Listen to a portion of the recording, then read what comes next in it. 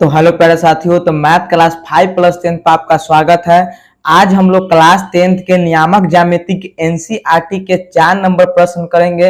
इससे पहले हमने 1, 2 और 3 प्रश्न कर दिए हैं। चलिए इस वीडियो को हम स्टार्ट करते हैं। ठीक है, जो मेरा 4 नंबर प्रश्न कह रहा है, जांच कीजिए कि क्या बिंदु 5, -2, 6, 4 और 7, -2 एक समबाहु त्रिभुज के शीर्ष है। ठीक है, यानी समबाहु कहने का मतलब कि उसका तीनों का जो मान आना चाहिए वो क्या आना चाहिए, बराबर आना चाहिए। ठीक है, तो आइए इससे पहले हम एक क्या बनाते हैं, एक समबाहु त्रिभुज बनाते हैं। क्या बनाते हैं, एक समबाहु त्रिभुज बनाते हैं। चलिए ये मेरा क्या है, आप लोग जानते हैं कि समबाहु त्रिभुज कहने का मतलब कि सभी की भुजा क्या होना चाहिए, बराबर। यानी अगर ये 10 है तो ये भी 10 रहना चाहिए और ये भी 10 है, यानी कि तीनों इक्वल रहना चाहिए। ठीक है, हम लोग इसको मान लेते हैं ए, इसको मान लेते हैं हम लोग बी और इसको मान लेते हैं हम सी। ठीक है, चलिए जैसे बिंदु दिया हुआ है कि एक बिंदु दिया हुआ है 5, -2, तो हम लोग मान लेते हैं 5, -2। एक बिंदु दिया हुआ है 6, 4, तो हम लोग बी को 6, 4 मान लेते हैं। एक बिंदु दिया गया है कि 7,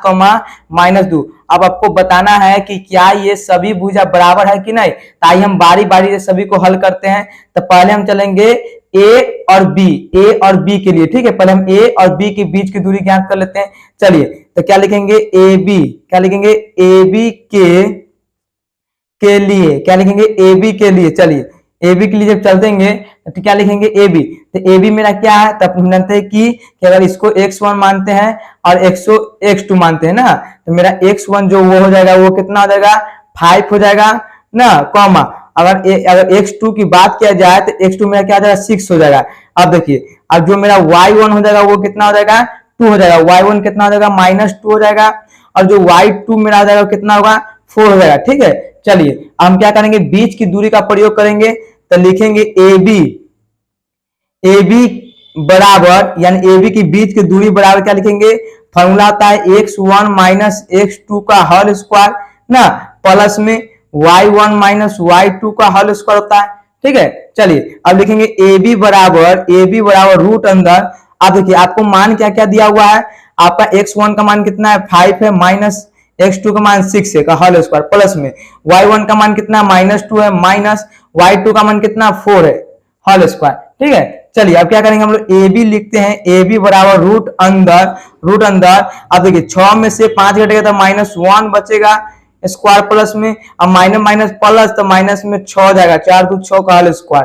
ठीक है, तो ए बी का जो मान निकलेगा, ए बी बराबर क्या लिखेगा, रूट अंदर 1 का -1 का स्क्वायर 1, प्लस में -6 का स्क्वायर 36 का। आगे देखिए अगर -6 गुण, अगर माइनस हम 6 लिखते हैं तो माइनस प्लस बनाएगा, 6 1 36। ठीक है, चलिए तो यानी कि ए बी जो मेरा निकल गया, कितना निकल गया, 36 1 37 निकल गया, कितना निकल गया, 37। ठीक है, तो मेरा क्या निकला, अभी ए बी निकला है।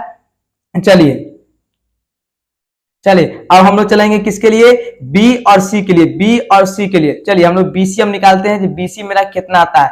ठीक है, मेरा जो बीसी आता है वो कितना आता है, ये हम बीसी हम निकालते हैं। अगर बीसी के लिए हम लोग चलते हैं तो लिखेंगे बीसी के लिए, क्या लिखेंगे, बीसी के लिए। ठीक है, क्या लिखेंगे, बीसी के लिए। अब देखिए बीसी में, तब बीसी में x1 y1 x2 y2, तो लिख लेंगे पहले कि जो x1 मेरा है कितना है, 6 है, और जो x2 मेरा कितना है, 7 है। ठीक है, चलिए उसी प्रकार लिख लेंगे जी, मेरा y1 कितना है, y1 मेरा कितना है, 4 है, और y2 मेरा कितना है, -2 है। ठीक है, चलिए अब क्या करते हैं, हम लोग BC की बीच की दूरी ज्ञात करते हैं। क्या करेंगे, BC की बीच की दूरी अगर निकालते हैं तो लिखेंगे BC बराबर रूट अंदर, फॉर्मूला यूज करिए, x1 - x2 का होल स्क्वायर, प्लस में y1 - y2 का होल स्क्वायर। चलिए तो BC जो लिखेंगे हम लोग, रूट अंदर लिखेंगे, x1 का मान कितना है, 6, माइनस में 7, चलिए होल स्क्वायर, प्लस में y1 का मान कितना है, 4।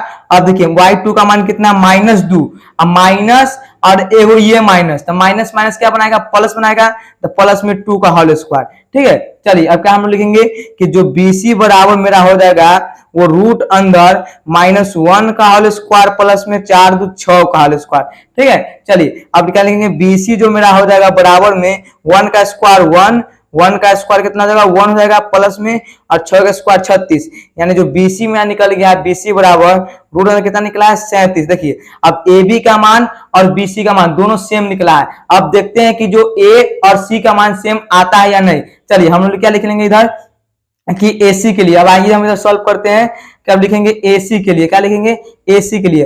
अब लिखते हैं AC, चलिए हम लोग क्या लिखते हैं अब AC के लिए, AC के लिए। चलिए अब देखिए AC के लिए चलते हैं, तो AC में देखिए A और C, तो AC x1 y1 और x2 और y2। तो मान लेंगे पहले हम लोग कि x1 जो मेरा कितना है 5 है, और x2 मेरा कितना है, आप लोग देख सकते हैं एकदम आसान से कि x2 कितना है 7 है, ठीक है। अब y1 कितना है मेरा -2 है, -2, और y2 कितना है, तो माइनस कितना है, y2 कितना है माइनस कितना है 2 है। चलिए y1 भी मेरा -2 और y2 भी -2, ठीक है। चलिए अब हम AC के बीच के दूरी अगर निकालते हैं तो फॉर्मूला की यूज करेंगे, तो लिखेंगे x1 माइनस में x2 का होल स्क्वायर प्लस में y1 माइनस y2 का होल स्क्वायर, ठीक है। क्या लिखेंगे y2 माइनस y2 का होल स्क्वायर। अब लिखेंगे AC बराबर रूट अंदर x का मान कितना है 5, माइनस में x2 का मान कितना है 4, x2 का मान कितना है 7, तो लिखेंगे 7 का होल स्क्वायर प्लस में y2 का मान कितना है -2, माइनस माइनस क्या होगा प्लस हो जाएगा, बचेगा 2 का होल स्क्वायर, ठीक है। चलिए ठीक है, तो लिखेंगे AC बराबर जो मेरा निकलेगा वो रूट अंदर -2 का होल स्क्वायर प्लस में और 0 का होल स्क्वायर होगा।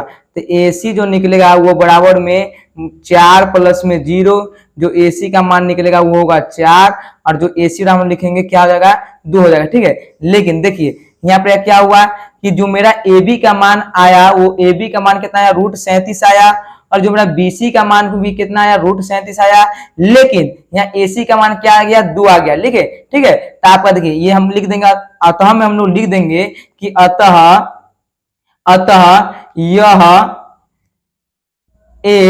यह एक समद्विबाहु त्रिभुज नहीं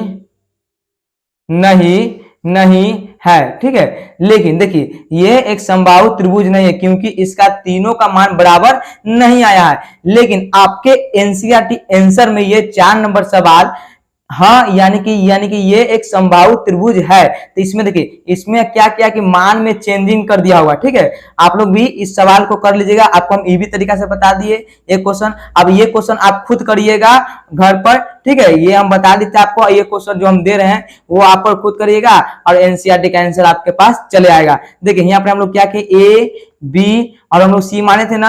अब देखिए यहाँ पे हम लोग A बिंदु क्या माने थे 5, -2 माने थे ना।